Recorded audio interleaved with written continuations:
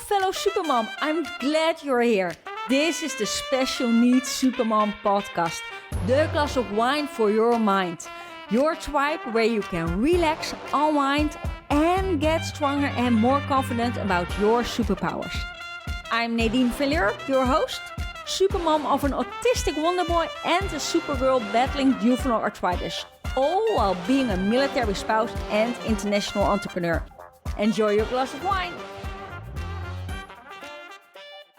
Today I've got another great guest, Jennifer Peyton. She is a homeschooling mom and an entrepreneur. So I can't even imagine how she does that, because I would go bonkers. So we will talk on this show about, being a special needs mom and our struggles, but also how do you combine homeschooling and being an entrepreneur? Because Jennifer actually advises people or women on how to do that. And I can't wait for her wisdom and to share her story with us. So Jennifer, welcome to the show. Please introduce yourself. Yeah, thank you for having me. I'm super excited to be here. So like you said, my name is Jennifer Peyton. I am a mom of two kids. One is special needs. He has severe ADHD and a sensory processing disorder. So that kind of puts a little bit of a clip in things. But I also live in Ohio. I run two businesses. I run my homeschool business coaching, and I also write a homeschool curriculum for pre-K through second grade. My ultimate dream is to live on our big farm. So we live on a small farm now, and to live on a big farm and to run that as a homeschool co-op. So currently we do like chickens and maple syrup and honey and all of that good stuff. So yeah. Yeah, well, we don't have maple trees in the Netherlands. So when I saw your pictures online, I was like, that's so cool. Really?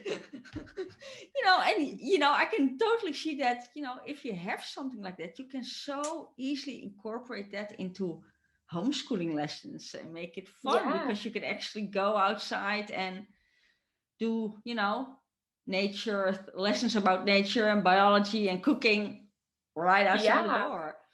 And even though I live, we're very fortunate that where we live in Ohio, we live out in the country, but quite literally, if you go 2 miles that way, you're in a city. If you go an hour in each direction, you're in Cleveland or Columbus. And those people don't have access to, farm stuff. Like they don't have access to chickens or know how to take care of chickens or know how to garden or have a yard for a garden. And so for me to be able to still help kids with that and teach kids with that, and use our farm to do it, it's just a huge dream of mine. So I'm excited.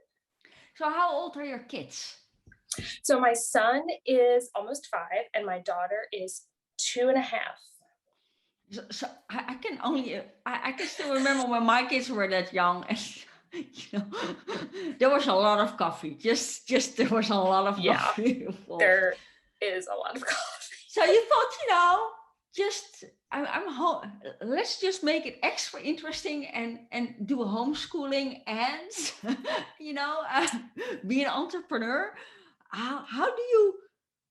I can't even. I don't even know where to start. How do you do that, especially with kids that young? I mean, it was a process. So I've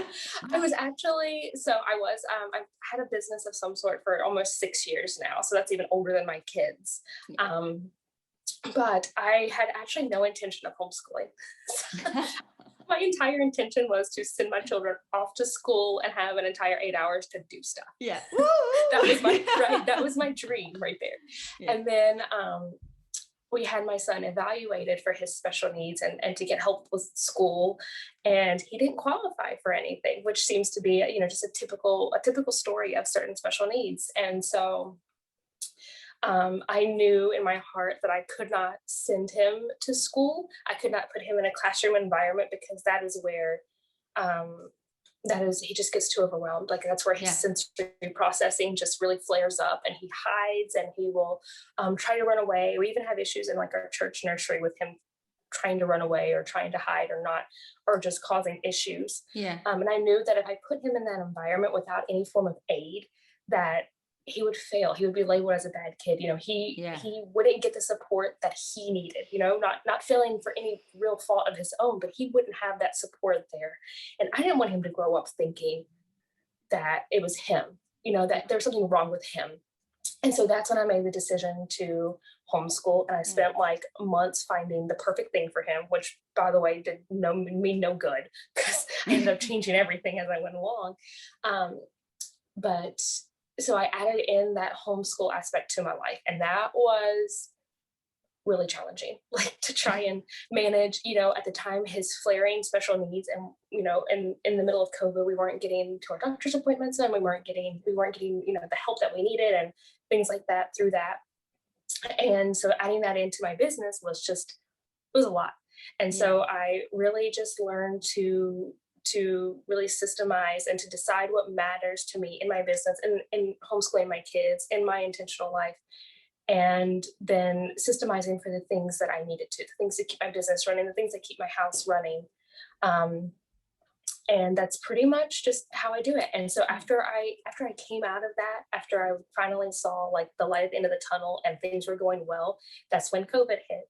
And that's when people had all of their kids at home, right? Special needs or not. They had all their kids at home. They were trying to work from home. And I was like, y'all, I just literally went through this. I have the answers. I can help you. And that's when I pivoted from just being a business coach for mompreneurs to I pivoted straight into helping homeschool moms only and seeing that need there. What was your biggest challenge in the beginning, homeschooling? Besides, you suddenly become a teacher, and I can do a lot, but teach my kids, no, that's just not a great combination. My husband has all the patience and everything, and I just, no, it's just this reason I never became a teacher. So I can only applaud that you saw that your kid was not going to be, happy in school. And can I ask, just out of curiosity, so he was diagnosed, but he was not qualified for help? No. So I don't know if it's just where we live or our school district or the United States. It can really depend on the state. It really can. And school districts, but he did not qualify because his needs were not actually educational. So which makes no sense to me at all, because he does occupational therapy and speech therapy, but he doesn't do them in terms of reading or writing, right? Like his occupational therapy is very much centered around creating systems for when he becomes angry, or systems for when he becomes hyper, or things like that, which is like, medical behavioral management. It's not educational. He does not need gross motor skills or anything like that. And that is why he didn't qualify.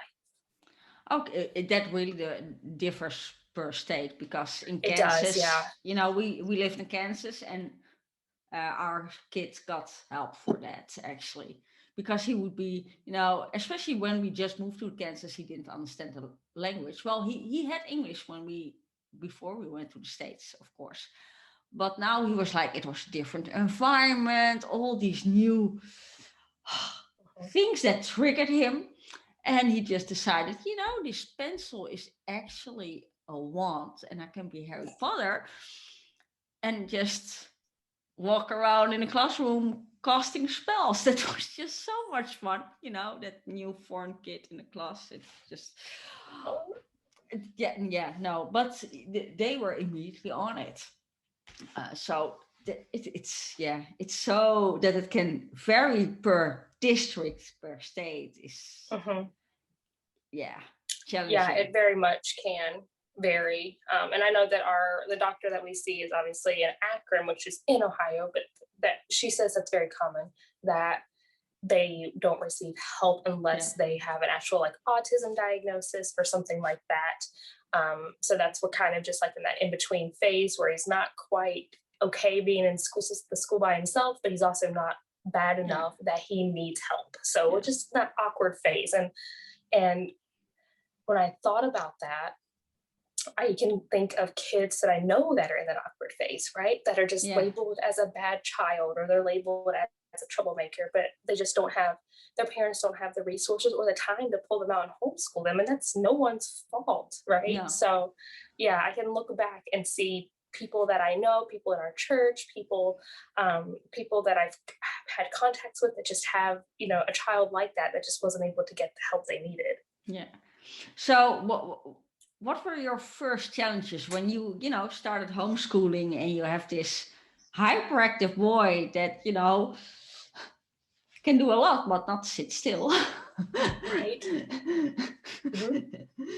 Yeah. So really, I was really lucky in that I didn't have to wean him basically out of the school system. So the only school environment he knows is what we created at home, right? So we haven't had to take him out of like the classroom and put him in homeschooling. So I have really been able to really master our homeschool to him, right? I've molded it to him and his needs. And that took a while. That took several months just to figure out when he was too hyper to sit down and learn, right? When he just really needed how long he could go before he needed a break. And it was exhausting. It was exhausting fighting with him for a little while to figure out, because I had this idea in my head. And when I work with clients, they always have this idea too. Yeah, I'm going to drink my coffee and we're going to start homeschool at 8. And we're going to do this at 8, this at 8:30, this at 9, this at 9:30. And that just doesn't work. No, no. So it doesn't. And so I came at it with that mindset, because that's what you read online, right? When you're looking up homeschool schedule, that's what you get. Oh, yeah. And so I did that for a couple months, and I was like, I almost gave up. I was almost like, I can't do this because it's just not working. And then I kind of just out of pure frustration took a couple of weeks off. I was like, okay, you know what? We're just gonna take a couple of weeks off and like realign here.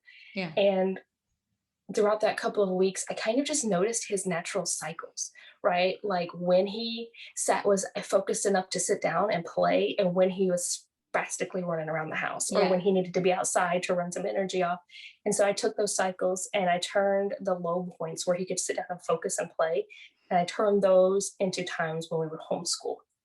And so that was probably my biggest struggle, was just finding the right times that work for both of us. Because we really don't, even now, we only homeschool for like anywhere from 45 minutes to an hour a day, because he is super smart. He learns so quickly, but he has to be focused to do it. Yeah. Right. He can't be like spastically running around. And so, and that's a process that I continually go through, because it changes with the seasons. Right. So now, theoretically, it's supposed to be spring. Yeah, it's supposed to be. Yeah. Supposed to be. So we're outside more, and so that changes the dynamic a little bit. And summer will change even more as we're traveling and doing other things. So it's just a process that I have learned to just kind of go with the flow, go with the changes that he is encountering. Yeah. So I think the biggest challenge was finding, what worked for him and for you both. Yeah. And actually, can you say that translated into a system, or you developed a system for it? Yeah. Well, I've kind of created like just a couple of steps that I go through. So like when I notice that he's not focusing, like it was an extended period of time, so like if he's having a week where he just can't sit down and do homeschool, that's usually a sign to me that something needs to change. Yeah. And so I'll take a couple of days off and just see where he is, see where his schedules are.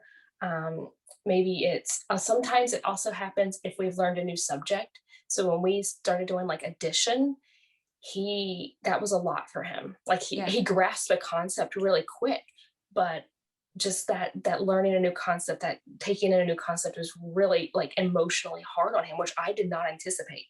And so we just kind of slowly weaned into that afterwards. So like now when I know a new concept is coming up, I have to kind of look ahead and see, oh, we're going to be doing subtraction next week. Let's slowly wean him into that instead of like the hard, here is a subtraction sign, this is how you do this, because for whatever reason that messes with him. But I have created kind of just a system that allows me to step back and take a look at what's going on and what needs to change. And I call it creating a peaceful homeschool, because even if you have a child that isn't a special needs child, you may have a child that just is suddenly not liking a curriculum, or is suddenly going through some emotional changes, and you still need to do the same thing, right? You need to step back, evaluate what the problem is, what's changed, and then proceed with caution, Yeah. basically Yeah. figure out what needs to be manipulated in order to have a good learning experience. Because if they don't want to learn, they're not going to, and they don't No. have the peer pressure of the class to guide them through it. No. So And even if there is peer pressure, I can tell you, sometimes that doesn't work as well. If they just really, really don't like a subject, and most of the time it's because it's really hard, or they have, like Supergirl, my daughter, she has dyslexia. So anything with long texts, she will avoid like the plague. Yeah, my son's like that with reading. I think it's because he doesn't like to sit down and decode, because we're still in the decoding words phase. Oh, yes. And so he doesn't like to sit down, and like his mind is working too fast for that. Because I know there was one point where I was like, please just read these words. And I was like, okay, well, you can go outside as soon as we finish this worksheet. As soon as you read these words, we've been working on like 2 words for 20 minutes. And as soon as I said, hey, let's go outside when we finish this, I kid you not, he read like 7 words instantly. He was like, and I was like, an incentive can really help, Yeah, I was like, why didn't you just do that? Because he has no executive functioning skills and doesn't understand, the concept of that. So I'm like, no. Yeah, but it really helps. And especially with a lot of kids, they don't grasp time. So if you say in 10 minutes or 15 minutes, no, can't do that. And I learned I never knew the term, but I learned when I interviewed Joanna Rawlings, and she's an adult with ADHD. And I had her in the previous podcast show, and she said, there is something called time blindness. And a lot of ADHD people, have a problem with that. They just don't grasp time. And we knew that from our son, that he just, in a second, what's in a second? Oh, we will do that later. What is later? That can be. Yeah. And especially when you're really young, everything that's not, you don't get within a minute. It's like endlessly long. Yeah, I know that my son's doctor had said that at his age and with his ADHD and such, that he can't foresee things past 20 minutes ahead of time. Right. So he can't see the effects of what he does right now and tomorrow, much less way further down the road. Right. He doesn't understand why decoding words is so important right now, or why learning addition is so important for math later on. And to be honest, even a lot of adults have a problem with doing something that's really good for them in the future. Yeah.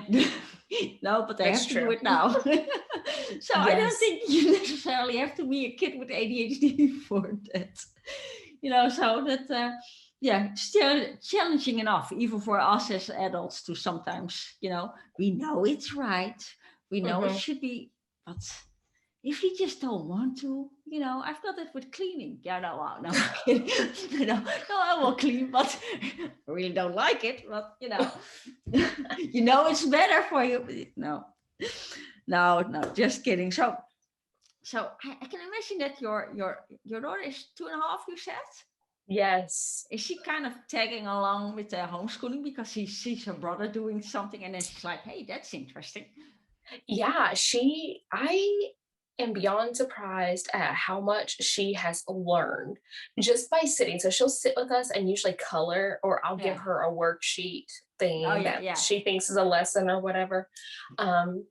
And she will randomly surprise me with information. Like the other day, she counted to 15. Like she was just counting something and she counted to 15. And I was like, what? And then we were reading a book this morning, and she actually pointed out the word you, like Y-O-U. Wow. I was like, what? How did you know that? She just picks up on things as we go along. That she's learned all of her colors that way. She has learned how to do patterns that way. I have not actually sat down and taught her really anything. She just sits and listens to us as she's coloring or doing whatever. So that's really cool. I know. But I can imagine, if you see your mom busy with your big brother, you want your worksheet as well, Yeah, she does. She needs to be included. So I have, that's another thing that I had to just kind of account for as she gets older. Because when we started homeschooling, she was, much smaller. As she gets older, she needs her own thing to do, or she's going to drive me bananas. So she gets her own little worksheet, and it's usually Yeah. like a tracing worksheet or a coloring worksheet or something along those lines. So you combine all this with running a business. Mhm. How the hell do you do that?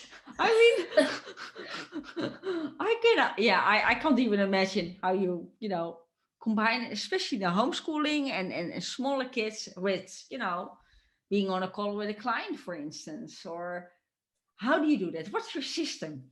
What's your tactic? Um, yeah, so the main part of my business, so like my client attraction, my social media content, all of that stuff, I have just systemized plans for, right? I sit down and I do a lot of time batching. Time batching is huge Yes. for me, so that I can just sit down in pockets of time, do all my social media content, um, do any client work I need to do, and really knowing my limits, knowing that I don't need to be on all the platforms, knowing what I really need to do in my business and what I don't need to do, right? So knowing that I don't need to worry about all of these strategies or all of these shiny objects over here, Oh, knowing exactly what brings the money into my business and exactly what I need to do, really keeps that to-do list down. And then if I want to call the client, I work with homeschool moms. So a lot of times sometimes my kids are a little bit of a problem. Sometimes their kids are a little bit of a problem. Sometimes, we understand that. Like, we yeah. understand that kids need snacks or kids get hurt or whatever. And I'm very fortunate that my clients are great with that. I've had my child run behind me naked once, and he just, because of a sensory issue, he doesn't like clothes. And so he just like ran behind me naked. And she was like, yeah, your child is definitely naked behind you. It was like, no. But one of the things that I work on with my clients is, how do we eliminate distractions and create boundaries? So, I mean, our kids are not a distraction necessarily, but they can be Yeah. if they're asking you for 4,000 snacks while you're on a Zoom call, right? Yeah. Or if they're asking you to do something while you're on a Zoom call with a client. And so to eliminate that aspect of a distraction, I create a snack basket, right? Like, Oh, yeah. I literally put snacks in a basket, open them if they need to be opened, and put a sippy cup in there. And if they need a snack, which is generally what they ask me for most of the time, Yeah. then they know where to get it. So they're not Right. bothering me. If they know that if someone actually gets hurt, they can come and find me. A lot of times now that it's nice-ish outside, I can just sit on my porch and talk to clients and do work while they're out playing. We have a huge yard for them to play in. um, and so, yeah, I think just knowing what your distractions are going to be, um, and then accounting for those, Yeah. knowing that this is what my child comes to me the most for. Like, if it's help with homeschool, then how can you set them up? Like, if they're homeschooling while they're doing worksheets while you're on a call or while you're on a live or whatever, what is a way that you can set it up so that they don't need you, right? Yeah. Can you do review parts for that time of day so they don't need you? They're just Yeah. reviewing. They're just going over concepts they already know. I also do centers, which is kind of the same thing, just like a review concept. So like I'll give both of them a center. One of them is usually like color center for Emmy, my daughter, and then Bear will usually get some type of math center because he loves math. And it's just reviewing, counting our colors or whatever, and they'll Yeah. sit there and they'll work on that while I'm on a call. That's actually so, and that's actually also, you help your clients identify. Mm-hmm. Do you also have moms coming to you that, or maybe it's a tip you can give here? So you might be listening to the show and you would love to start a business, or you're you're great in doing this craft, or you're great in copywriting or whatever, but you just don't know how to combine it or can't see it happening. What would you advise them? I would advise them to first just kind of formulate the plan. Like, what Yeah. are you wanting to do? What are you wanting to make? And then very gradually kind of like work that in, right? So that's kind of what I Yeah. help my clients do. It's very important that we start by identifying and creating boundaries. So when you are working, you need to be working. when you are with your kids, you need to be with your kids, right? You don't need to be on the phone answering messages. You even like your mind needs to be with your kids. I'm so Yes. guilty of sometimes just thinking of ideas or playing something out in my head while I'm pushing my child on the swing and ignoring them, right? Yeah. And so you really need to just develop those boundaries early, right? So set aside some time in the day to work on your business, work Yeah. on your craft, work on your product photos, work on whatever, and then come out and do all of your family stuff instead of trying to if you're trying to do it all at the same time, if you're Yes. trying to field kids and you're trying to do this craft and you're trying to keep your children from stepping into your photos, because I have been there, you're just going to get really frustrated and you're going to give up a lot easier. So Yeah. having those boundaries around the time and your workspace and your kids and your family and your mind are really, really important.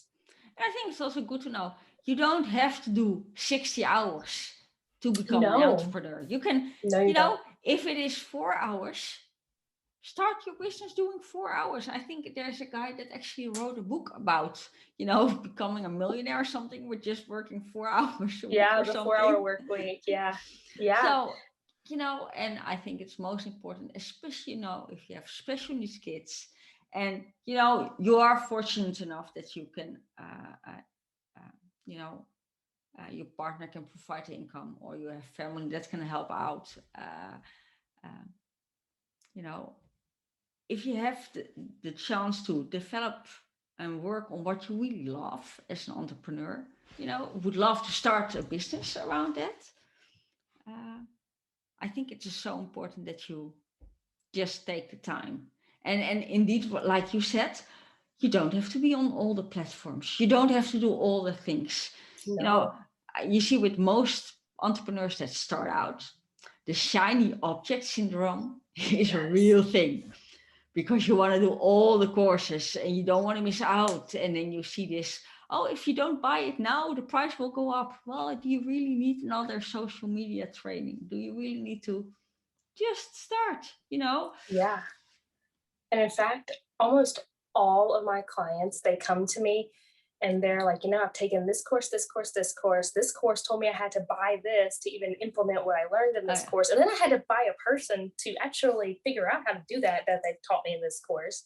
And I have to break all of that down and be like, you don't need any of that. Yeah. Like I have to, we spend a lot of time having to just break through all the barriers from all the courses they have taken because they have invested money in this and they think that they need to incorporate that. And while a lot of them are great strategies or great, funnel strategies or whatever, you don't need them to start. That's something that's, you don't need to be on all the social media platforms. I use Facebook mostly for all of my stuff. And I make a full-time income just using Facebook. I have Instagram, but I don't really have a strategy for Instagram. But until you're making a huge amount of money, you don't need to be on all the platforms. And then you can pay someone to be on all the platforms for you. And most of the time you don't need to be No. on all the platforms because that's part of my as a business. I am a copywriter and a marketer. Because your ideal client most of the time is only on one certain platform. They hang out the most on one certain platform. Mm-hmm. So, I do a lot of technical copywriting. My clients are on LinkedIn. It's a business network thing and not on Instagram at all. But for the especially Superman podcast and its planner and other upcoming products, that's Instagram and Facebook. Yeah, absolutely. So, yeah, it is about, I think the first thing you have to do is stop overthinking everything. Yes. Stop listening to everybody because everybody has advice. Besides maybe you, because you can help them figuring out how to combine homeschooling and being an entrepreneur. Has there been a challenge for yourself as an entrepreneur that you had to overcome? I would say that is probably my biggest challenge, right? Was to figure out what I actually needed, right? And the fact that's a great one. yeah, and to fit the, and Wait, mommy, here. What are you doing? My hand goes where is your daddy? outside. What are you doing down here? Well, I closed the door. Okay, go upstairs. Well, I think I will actually leave this in because this is being an entrepreneur and a homeschooling mom. This is the perfect example. Like, where is your dad that's supposed to be watching you, and he comes in here and he has no clothes on? Well, thankfully, this is a podcast, so, don't have to worry about that. So, yeah, it can be challenging, especially when you have young kids. Yeah. I've got, at a certain moment, you will get at the teenager phase, and they will just lock themselves in the room. It's way more quieter. So you have that to look forward to. The home COVID and homeschooling thing, I didn't see a problem. They just closed the door. Right. So if you, I think the best tips you just gave is, it's all about systemizing, finding out what you really need and what you don't need. And I thought, the time batching. Can you give an example of time batching? Yeah, so how I do it is I do it on Sundays, and I kind of just write down my to-do list, right? So I write down what I need to do for my clients. I write down what I need to do in terms of content, what I need to do for homeschool, what I need to do for my home. I literally write down everything I need to do. You know what system works best for you and for your kids. And I think the best thing about being an entrepreneur, and especially as mom, whether you homeschool or not, is that you can play around with your time, So, for instance, if you have a kid that has a meltdown, you're in a podcast interview or something. No, but you can, you can play around with that. If you have a task for your client waiting and it can't be fixed during the day, I still to this day, because I've got a lot of hospital days for my daughter. So I work a lot in the evenings. Mhm. Thankfully, I'm a night owl, so it works for me. Even as a kid, I was a person that I was way more active and more focused in the evening than during the day. So that's how I did it when the kids were younger. And now I can do more during the day, of course, because they are more independent, because they're older.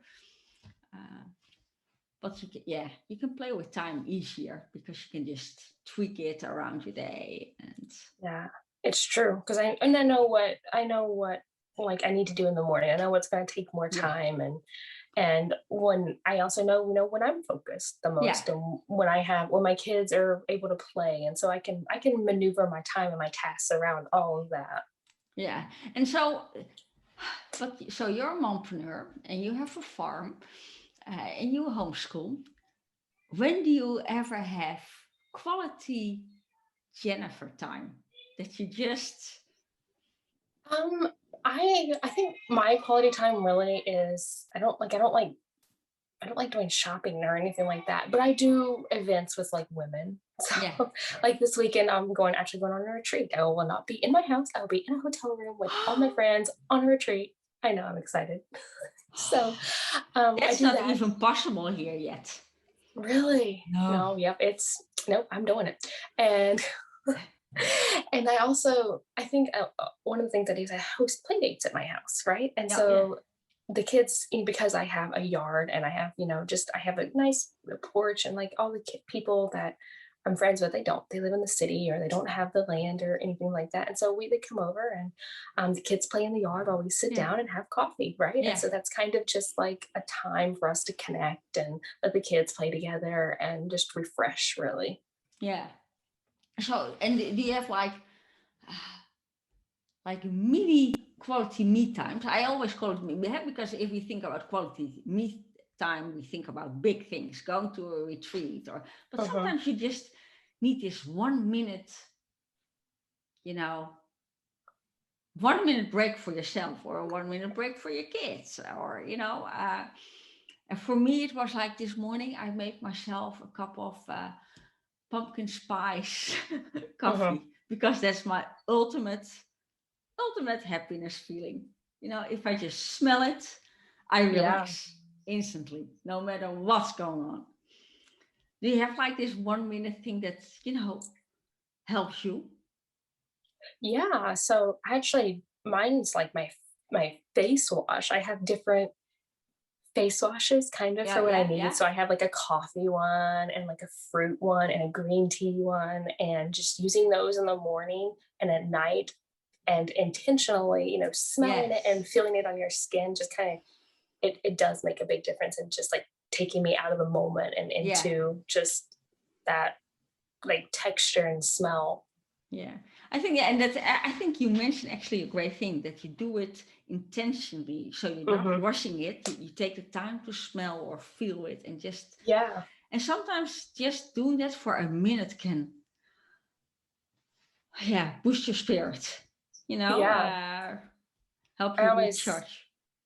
I always tell my clients in their, like when we do like there's, self-care aspect, or when they're like, I'm really worn out this week and we need to work on self-care, that, self-care doesn't need to be very big. Like you said, No, there's many yeah, moments, and it can be just splurging on an expensive like body wash or an expensive coffee, or something that you have just as a little pick me up, right?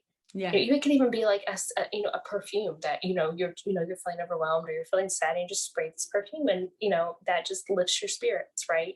It doesn't have to be crazy spa days no, or whatever. So yeah, we work on that, because a lot of times, and especially now with COVID, you really can't do a lot of those things, right? no. So you need those mini moments Yeah, of you time at home.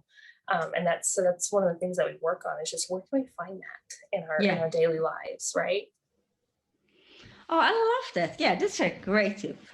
The actual, you don't need a lot of time, and do it intentionally, but with Hmm. everything, being with your kids, work on your business, try to do it intentionally.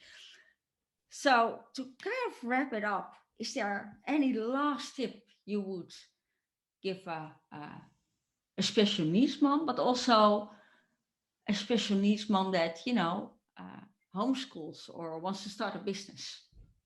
My general tip for like everyone, regardless of what they're in, is to decide what matters, right? And that kind of Yes. goes along with the lines of avoiding shiny object syndrome, but really deciding what truly matters to you and you only, not to Yes. what society says should matter, not to what your mother-in-law says should Oh, matter, but what matters to yes. you, right? If that happens to be dinner time, if you are really really wanting to have that quality time around the table, then make that a quality time, make Yeah. that happen, right? But if not, then don't stress if it doesn't happen, No.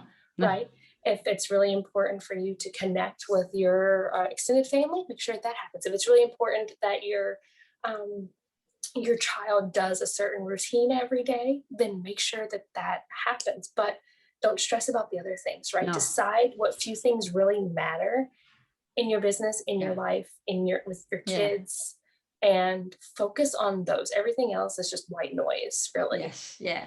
Yeah. I couldn't agree more. We as special needs moms, everybody has an opinion, whether we work or whether we don't work, whether we, medicate our kids or we don't medicate our Mhm. kids, or everybody has an opinion all the time.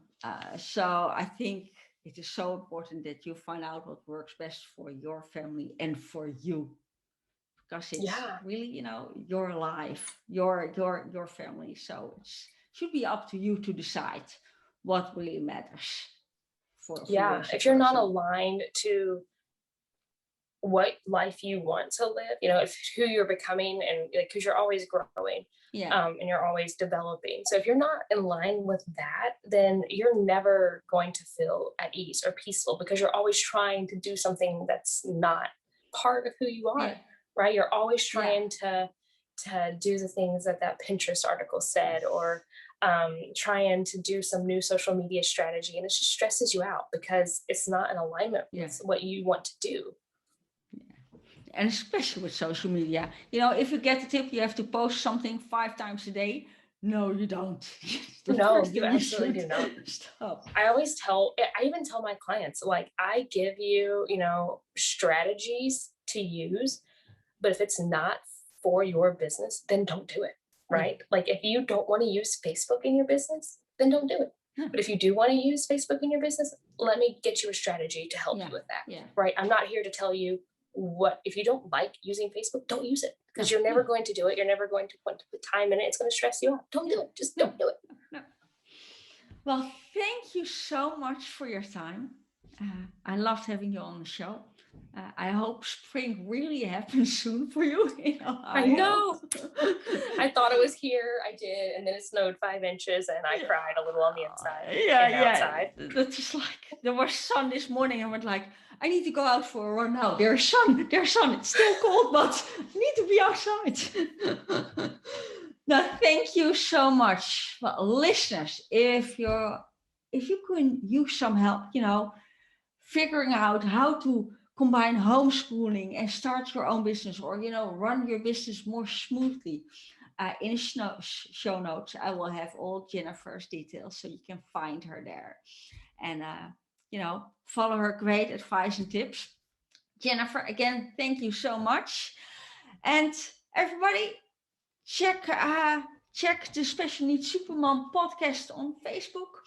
And nowadays we have the planner as well. So check it out. Go to specialneedssupermompodcast.com. And until the next glass of wine for your mind. Bye. This was today's episode of the Special Needs Supermom podcast. Enjoyed your mental glass of wine? If so, please subscribe, rate and review the show, and recommend the podcast to other special needs supermoms could use that mental glass of wine as well. Until next time, fellow supermoms. Cheers, Nadine.